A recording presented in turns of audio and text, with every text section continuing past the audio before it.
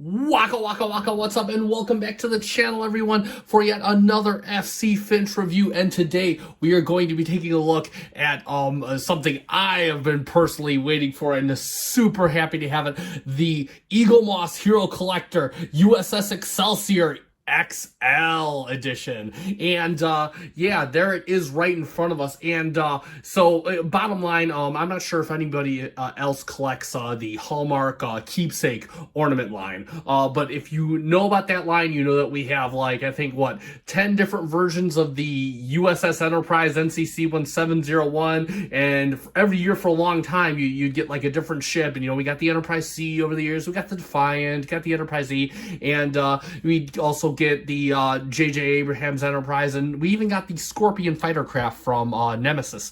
And one of the things that I was always surprised at, being a Hallmark collector, we never got the Excelsior. I mean, there were some ships like the Scorpion fighter, for example, that legitimately got almost nil screen time, and the Excelsior got more than that, and we never got a Hallmark model. So for me personally, this ship is like, to have an XL of this ship is super awesome. There was a phase where I was all about the Excelsior being better than the Enterprise at one point, and I reverted from that. I like the Constitution class better, but I still hold a place in my heart for the Excelsior, as I'm sure many fans do. So we're going to take a look at that today, and looking at this ship means taking a look at the box, since this is an XL. So we're going to move the Excelsior out of the way. And there we have the Excelsior XL. And yeah, that is a product shot, so it shows the Excelsior in the stand, looking very cool. NCC 2000. And there we go, from Star Trek 6, The Undiscovered Country. My second favorite movie, by the way, right behind Wrath of God. I love that movie. And then, of course, all the legal stuff on the side, Star Trek on the side. And we, of course, have the four horsemen of the Berman era: Voyager, Deep Space Nine, Next Gen, and Enterprise. And then, of course, we have it fell over, Star Trek on the other side. So that is it for the box. And it's time to turn the lights down low, because we're going to look at the magazine. And, of course, this being the magazine for the XL special editions. Of course, the Star Trek, the official Starships collection, got a nice underbelly shot of the Excelsior. Again, something about the Excelsior class. That's so cool. So cool. Class Excelsior, active 2290 through 2370. Yeah, these ships, like, had 100-year service life. It's hilarious. Length 467 meters, and test runs as NX 2000, which I believe stood for experimental. And of course, we have the typical instructions: how to put in the stand, U.S.S. Excelsior, design the ship, and the other Excelsiors. NCC 2000, U.S.S. Excelsior, San Francisco Fleet Yards, launched in 2290. Crew 500, top speed warp 9, type 8 phaser arrays, 3 photon torpedo launchers, and commanded by Captain Hikaru Sulu. Very cool. And yeah, so it started out as transwarp drive. I guess it was the test bed, and that didn't work, so they just shoved a warp drive in it and became the workhorse of the Federation fleet for the next 100 years. And there we have NCC 2000, and yeah, again, nice view of the ship. There we have Captain Sulu looking right there. Obviously a photo from Star Trek 6. Fly her apart, damn it! And yeah, this is one of my favorite parts of the magazine. We have the U.S.S. Excelsior, all of the orthographic views in the magazine. Again, super cool. Just again, what a cool ship. If you collected Eaglemoss, you know that they do make models of the all the concepts for the Excelsior, like a Nilo Rodus concept, and it's cool how they ended up on this model. And then we see, several different concepts, the ideation phase for the Excelsior, all that good stuff right there. And then, of course, there we have the concepts for the ship. One of the concepts, yeah, there we go. There we go for all these various study models. And fun fact, for those who didn't already know, I believe this study model, I believe it's the Star Trek Next Generation episode Unification. You can see the ship in the disused shipyard. It is there. And I think this concept might be too. I'm not sure, but I know for a fact this ship is in the disused shipyard in Unification. So go watch that episode, see if you can spot the ship. That's pretty cool. or maybe it was this ship. I'm sorry. I think it was this concept. My bad. This one. So, yeah, either way, you can see it in the shipyard. And yeah, there we go. So they built a few study models of the U.S.S. Excelsior. Skipped a page, and then of course we have some nice renderings of the Excelsior. Got some sketches, all this. I love the sketch art. You know, just kind of that paper napkin sketching. Then of course we build the model of the U.S.S. Excelsior, which would later become the U.S.S. Enterprise 1701B. Not the Excelsior itself, but the Excelsior class. And actually, I do believe it was an Excelsior model that they grafted components to it. And yeah, so there we go. And there we have a nice shot of the Enterprise A and Excelsior at the end of Star Trek 6. And there we have the several Excelsiors. They have the U.S.S. Frederickson. Fun fact, that's the name of that ship, I do believe. Or no, was that the ship in Wolf 359? Oh, well. Either way, there we go. Got some model making shots. And then, of course, a nice orthographic top view of the Excelsior. I'm back. And moving on to the stand, again, it is typical Eaglemoss stand. I'm going to turn the light back on so we can get a good look and just do the thing that we always do. And again, this pegs right in.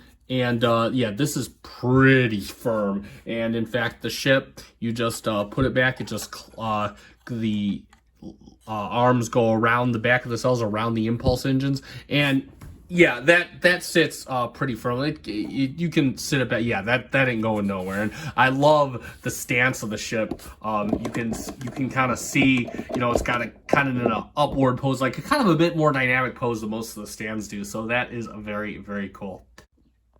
And let's get a good look at the Excelsior. Oh, this is a long time coming. That new ship feel, huh?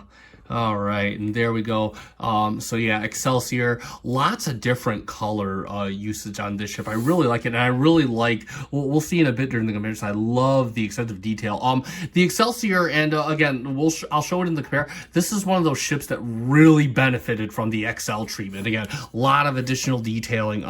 You see nicely spelled out U.S.S. Excelsior, NCC 2000, and love the Aztec. In fact, you can see the Aztecing, it's done in that kind of like beige color, and then that very light blue. It looked really, really good. It's got kind of a slightly different shade, almost like a greenish blue, because the hull itself is like an eggshell, a lighter eggshell. And then, of course, we have the RCS thrusters done in a very nice, it's like a very, like a deep yellow, almost gold. And of course, we got like more of like a, I'm going to say urine yellow outlining the saucer. Just really cool. And then you got this nice grayish blue right here, all these accents. The nice Aztecing all over the ship, and it looks really, really cool. Almost kind of looks like military fatigues in a way. And then of course you got you know, the typical molded detail. And I just love how they outlaid these back plates here in that nice gray. It looks really, really good for such a plain section of the ship. They really kind of gave something to kind of give it some distinction. So yeah, looks good. And then of course, let's get a look at the bridge.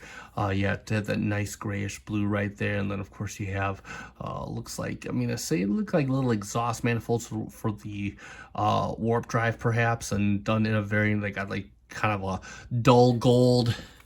And then of course the impulse engines they're done in a red paint, looks really good. And then you got some red paint right back here for this section between the nacelles. Underneath that, it's like a grayish blue. NCC 2000 clearly displayed on the nacelles, looks really good.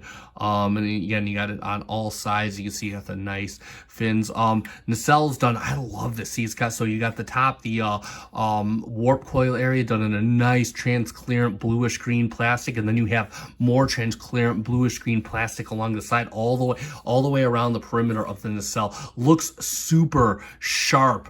And coming down, deflector done in more of that bluish green transparent plastic. Looks sharp, looks really, really good. And then of course you got the torpedoes. There's like a little indentation here for the torpedo tubes.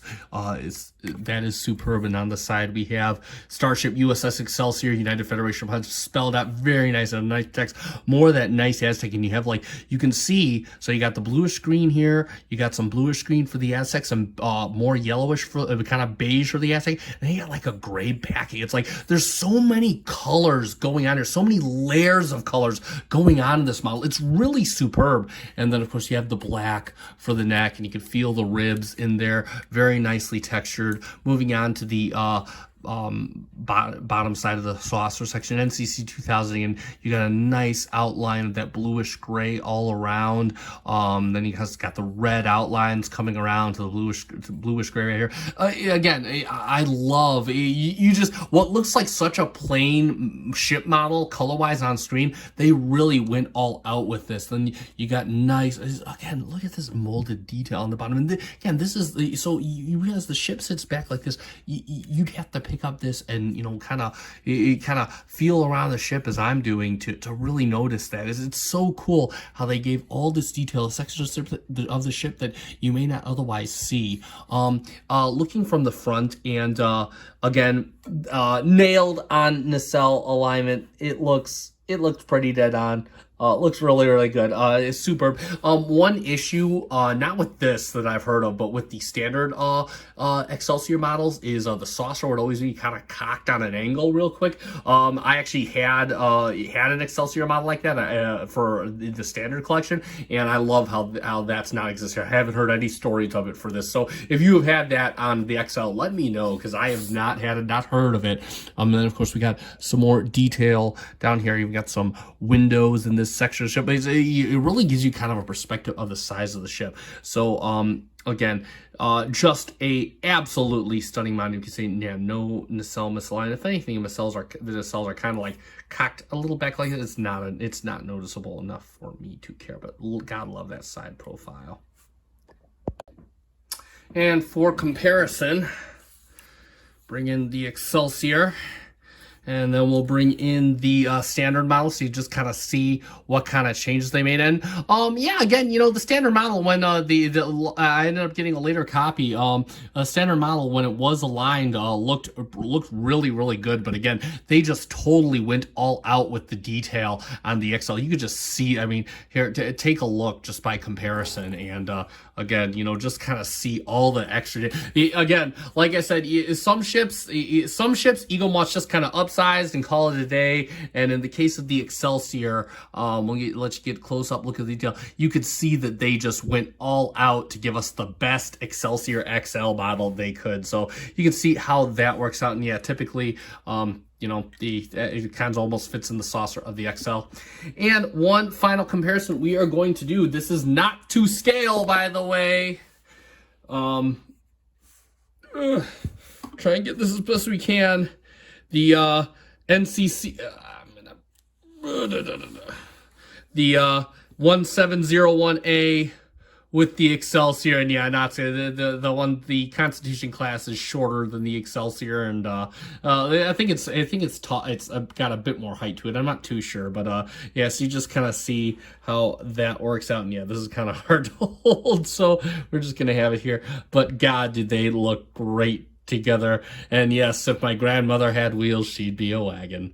So yeah, so there you go for comparison.